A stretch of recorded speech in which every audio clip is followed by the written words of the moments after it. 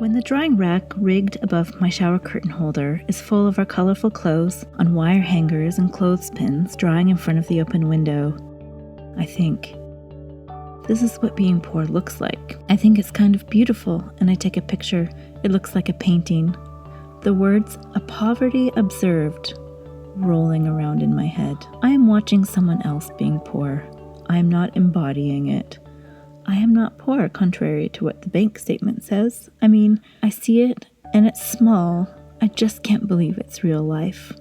I'm a person who has $600 shoes and $200 haircuts and spends swaths of time on European holidays, aren't I? Recently, I've been experiencing a new physical sensation when I think about stressful money things. It feels like there's a tiny mouse stuck in my hair about an inch above my left ear, scrambling to get free. Like when your eyelid quivers when you're tired or sad. It feels like the world's smallest fight. I put my fingers up to check, and the feeling immediately disappears. I know there are scientific studies on embodiment and the brain. My most recent therapist always told me to take it back to the body. I've read The Body Keeps the Score. I do the box breathing. I shake it out if I need to. But weird stuff like this happens, and you can't trust your body. I have no idea what a phantom feeling above my left ear is telling me, other than that it's annoying, niggling, and uncomfortable, like being poor. I should preface all this by saying that I know compared to almost all of the world's population, I'm privileged beyond anything. I'm about as white and middle class as they come. I am able sometimes to treat myself to neighborhood coffees. It's my favorite thing. I have multiple pairs of shoes, and some of them are even for special occasions. I think most of us can commiserate about the high cost of living in cities and the post-pandemic inflation rates. I think we can all generally grumble about how boomers will never know the barren wasteland that lies in front of us, the gig economy, or our dwindling pensions. I think we all feel a bit of the burn.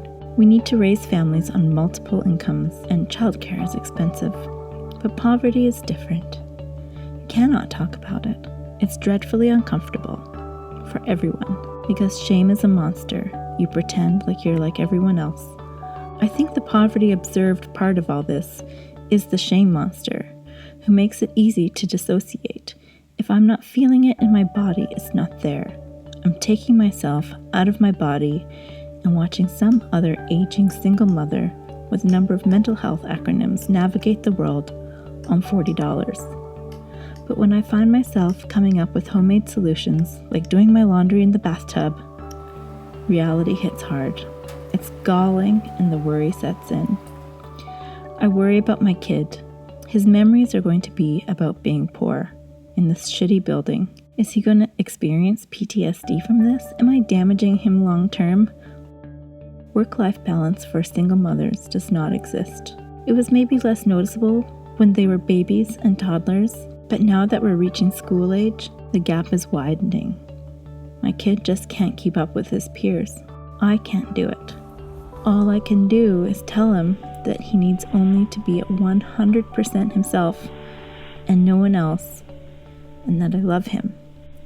As a kid, I had a mountain of shame that I carried with me secretly, and I just really want to protect my kid from feeling the same way, in any way, at all. I know that shame is unavoidable sometimes. I just don't want my sweet boy to have to guard his shame like it's a precious jewel. So I made an incomplete list of things that poverty is as defined by my own experience, which is wholly subjective but thoroughly researched. And by poverty, I mean privileged Western white middle-class poverty, which is far from destitution. Poverty is lonely. You cannot stop for a glass of wine. Honestly, at a certain point, wine loses pleasure because poverty is also hypervigilance, and wine really messes with hypervigilance. Poverty is shameful. There is a whole worldview held by nearly everyone that you work hard, make money, and get married and buy property, birth children, and die. If you fail at any of this, it's your fault. There's definitely something wrong with you. Mainly, you didn't work hard enough or smart enough. You should have done life differently. What are you? Lazy? Stupid? Poor? You should have used a condom. Poverty is exhausting. It is such hard work keeping on top of every dollar, pretending to be chill about it. As a neurodiverse human, the masking becomes a second skin. I am so good at being chill. Chill about money, chill about stressful work situations, chill about family, chill about co-parenting, chill about toxic religious beliefs. It's tiring. You're presenting to the world something so far from what you are. To be clear, I'm not chill. I am in a constant state of panic.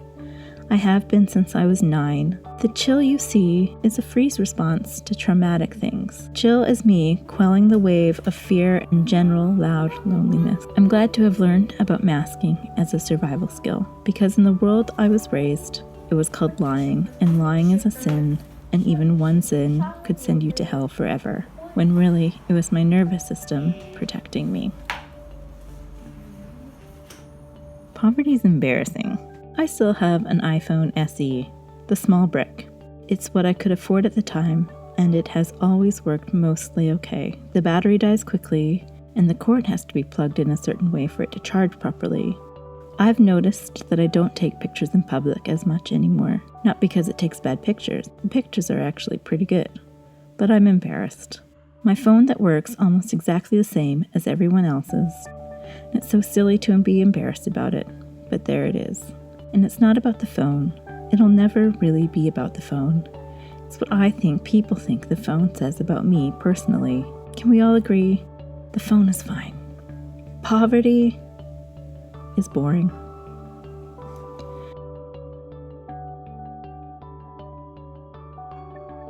Poverty is depressing. It's depressing to look at and depressing to live in or beside or around. There's a direct correlation between mental health and money. Anyone who says money can't buy happiness has never been truly poor. Money buys happiness. It buys therapy. It buys medicine. It buys proper shoes. It buys the good chocolate. It buys yoga mats. It buys streaming services and dating apps. Money buys comfortable bras. Poverty is hard work. I mean, have you ever washed your laundry in the bathtub? It's hard work. Or gone to the grocery store with exactly $36? Or schlepped your way around every thrift store because you need one thing you can't pay retail for? It's time-consuming. Thrifting isn't fun for poor people. It's a necessity. Deciding each month which bills you can stretch till the next month is such a fine balance that when something monumental happens to upset the balance, one ball drops, all your finances come crashing down. I am in mid-crash now, and it sucks. What a delight it is to pay every bill every month on time. And if we don't, our credit score turns to garbage. And a variety of large corporations have told us that our value depends solely on that number, which, do any of us really understand it? Poverty is scary. I mean, the streets are just right there. Eviction is there. Future braces and dental work are there. The pandemic made it true for everyone that we don't know what's around the corner. The phone's ringing can make you freeze from terror. It's like a scary movie. Your nervous system on alert all the time. My doorbell makes me jump out of my skin. It's the Jaws theme playing all the time. Poverty is gross.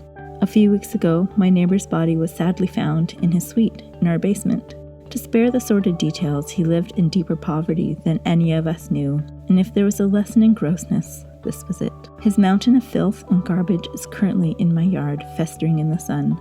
The intersection of poverty and mental health is more like a massive junction on a freeway. It's huge, noisy, ugly, confusing, difficult to navigate, and gross. May you be spared. I'd like to end on a hopeful note. I think we need to normalize talking about money. Some prim Victorian somewhere decided it was simply wasn't done to talk about one's finances, and they wrote it in a book, and now we don't, and everyone gets very uncomfortable about it. Like how all our differences can be celebrated, I think our incomes should be too, as it can really define who we are in the world. I'm not saying we need to present ourselves with our stock portfolios facing out or anything, but we need to make space in conversations about money without worrying that people will either pity us, exclude us, or feel jealous of us. We are all different and good, and can find a contented life no matter what our wallets say. I think it would lose some of its power and shame, like anything else. I am genuinely happy for my friends who have money and dual income households. I feel proud of them. Like, yes, you did it. Can't wait to see your travel photos. You got out of the neighborhood. You had help? That's amazing. You found love and stability. What a gift. Envy does not serve me well. Envy is grosser than poverty. I would also like to gently remind us to never assume that anyone can afford the things. When they say they can't, just let it be. And never assume that anyone isn't struggling with the pit of mental health. It hits all the tax brackets. May you be spared of this too. I love you.